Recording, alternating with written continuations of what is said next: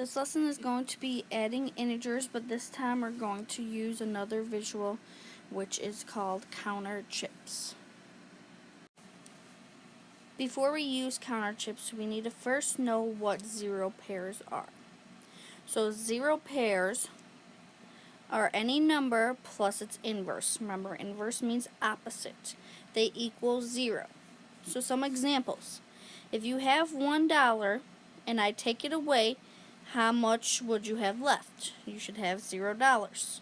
So if you have 1, that's a positive. If I take 1, that's considered a negative. So that's an example of like an opposite, and that is what a zero pair is. So you would have 0 left. Okay? If you have $5 and you spent $5, so if you have $5, that's a positive. If you're spending $5, that's a negative. How many would you have left?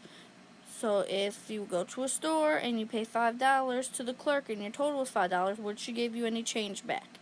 No, you would have $0 left over. So remember, 1 negative and 1 positive make a zero pair. So when we're using these counter chips, if you have the physical ones, the yellow usually means positive, the red usually mean negative. Let's talk about some examples using counter chips. So remember, addition means to combine. So when you're adding things, you're combining them together. So when we're using counter chips, your step 1 is to put or draw the amount of the first number. So you're not always going to have the physical chips, but that doesn't matter. As long as you have a piece of paper, you can draw them out, which is what I'm going to do in a second. Step 2, put/draw the amount of the second number. So again, you can draw it out. If you're in class or in a school, usually you have physical counter chips. Okay, and then in order to count or see how much is left over, you're first going to have to remove any zero pairs and then count how many are left. So let's do the first example. We have -7 plus a -3. So when I'm going to draw them, an open circle is going to mean positive.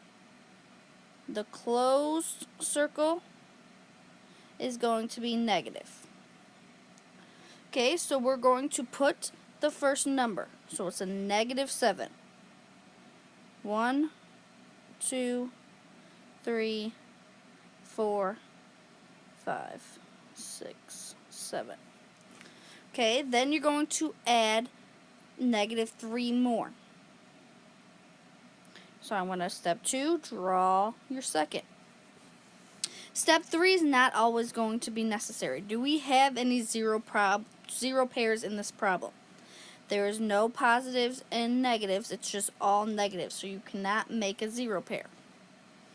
So then we're just going to count how many there are left, or how many total. So 1, 2, 3, 4, 5, 6, 7, 8, 9, 10. And they're all negative. So our answer is going to be -10. Alright, our next example, 13 plus a -2. So draw 13 positives.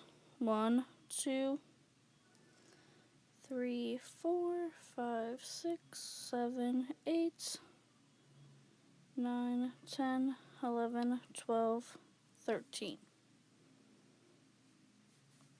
Okay, now it's saying add 2 negatives.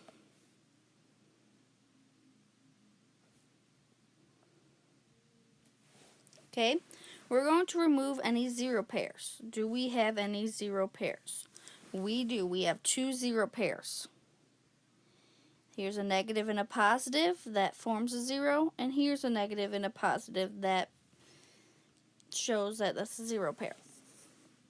So count how many are left. We have 1, 2, 3, 4, 5, 6, 7, 8, 9, 10, 11, and they're all positive.